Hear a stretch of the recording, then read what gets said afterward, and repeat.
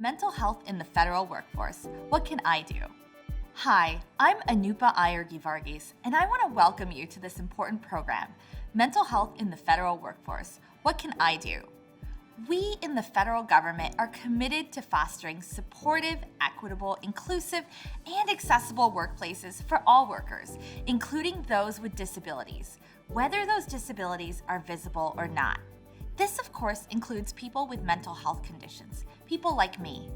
Indeed, every day, people with mental health conditions work in all sorts of positions in federal workplaces across the country, and in fact, the world. Ensuring a mental health-friendly work environment is more important than ever, and by modeling good practices, federal agencies can help promote supportive workplaces for people in all sectors all across America.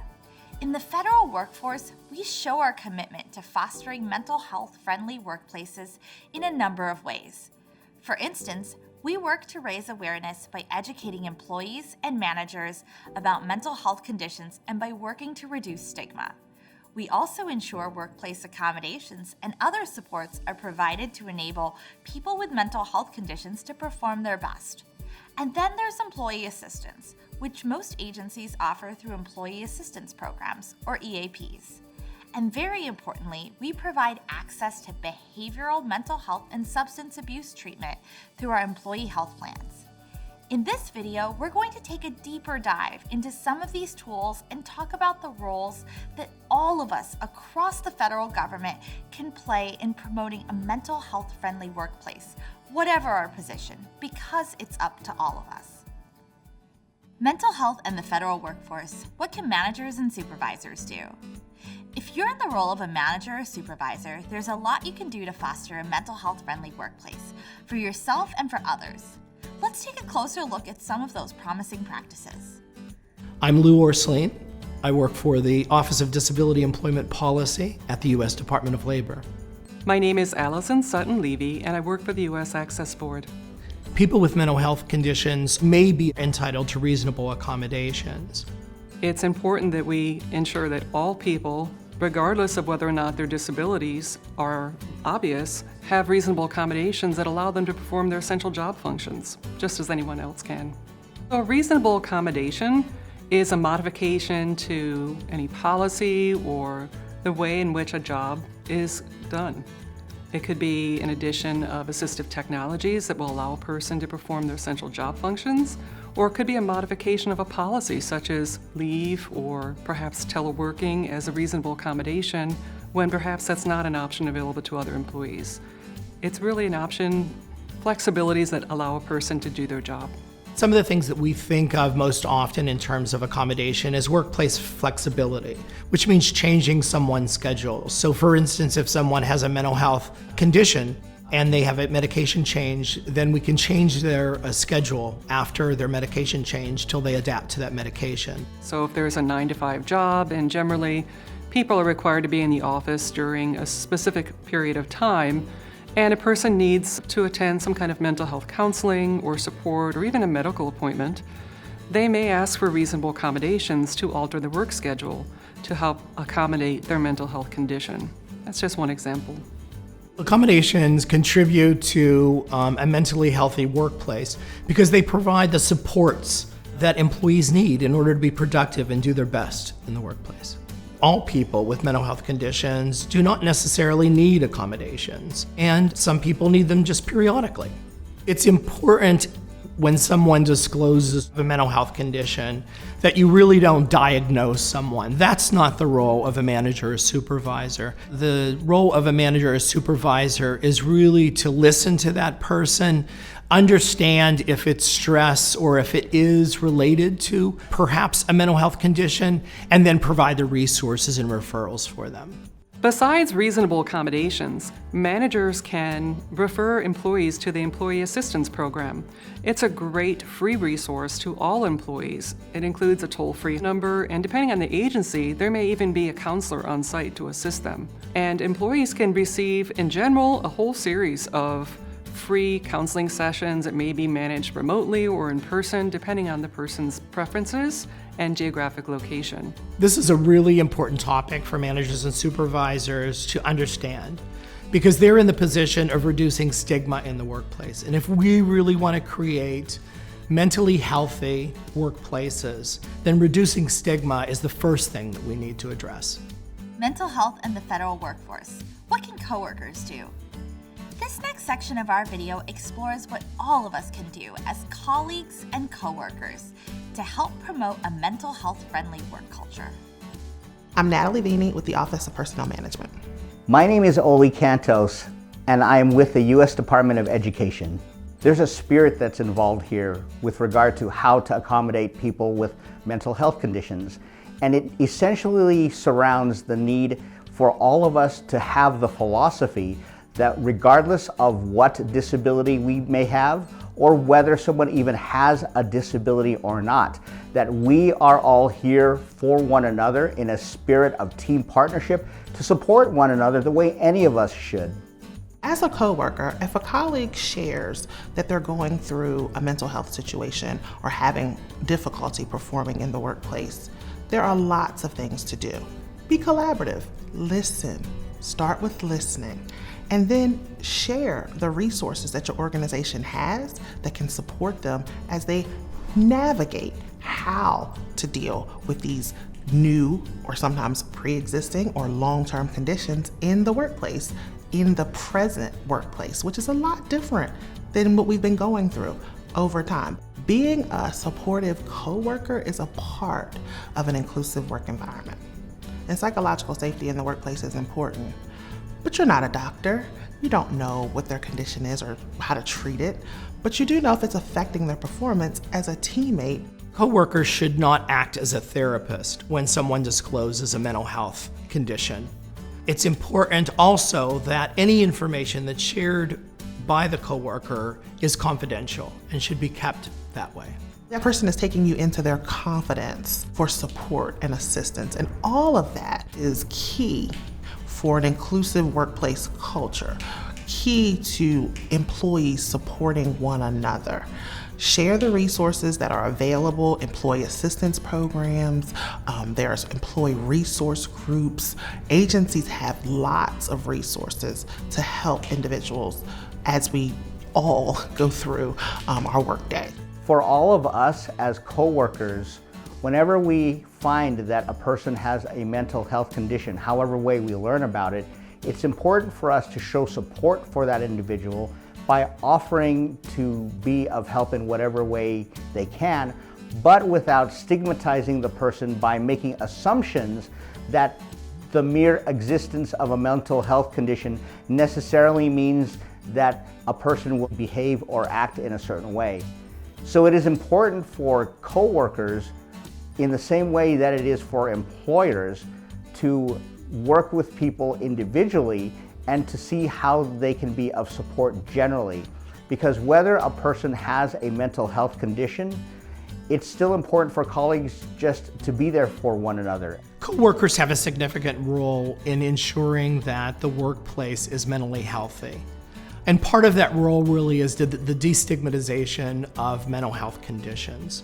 Everyone can think about their word choices, right? So inclusive language, words matter. We have to be careful about the words that we choose. Coworkers should be mindful that individuals who experience mental health conditions or issues may also have, cultural sensitivities around the topic itself. There are different practices in how people talk about mental health conditions or the resources and access that people may or may not have when it comes to health inequities around mental health conditions. So when overlaid with how somebody has a mental health condition, it's important to keep in mind how people with mental health conditions also have the intersectional reality of other characteristics that make up who they are. So each of us have mental health, and each of us can have a mental health condition. So it's really important that we take care of ourselves. So again, knowing the resources that are out there and using those resources to take care of ourselves, it's all part of creating a mentally healthy workplace. Mental health and the federal workforce. What can people with mental health conditions do? We've talked a lot about helping others, but it's also important that we feel empowered to advocate for ourselves. That's because we all have mental health needs, whether you have a formal diagnosis like I do, or if you're someone facing new challenges. Here are some insights on disclosure, accommodations, and asking for what we need to perform our best at work. I am Dexter Brooks with the Equal Employment Opportunity Commission. People with mental health conditions have a role in establishing a work environment that's mental health friendly. And the reason for that is the workplace itself needs to have diverse voices to be fully functional for everyone. So for folks who are dealing with mental health conditions, just like anyone who's dealing with any life circumstance that needs to be a part of an employment environment, really sharing that information strengthens the workforce in a way in which you have the necessary knowledge as a manager or supervisor, as a coworker, to really facilitate what's needed for everyone to be productive. So for employees who are experiencing mental health conditions, in the workplace, it's really important for you to ask for what you need. Federal agencies are required to provide reasonable accommodations. It's really a great option for ensuring that all employees have equal access in the workplace and can be productive in their roles, despite any limitations they may have. It's the employee's responsibility to request the accommodation, and that it's the supervisor's responsibility to respond to that request for accommodation, and then for both of them to engage in the interactive process. When you request a reasonable accommodation, it doesn't have to be in writing. It can be verbal. You don't have to use any magic words such as reasonable accommodation.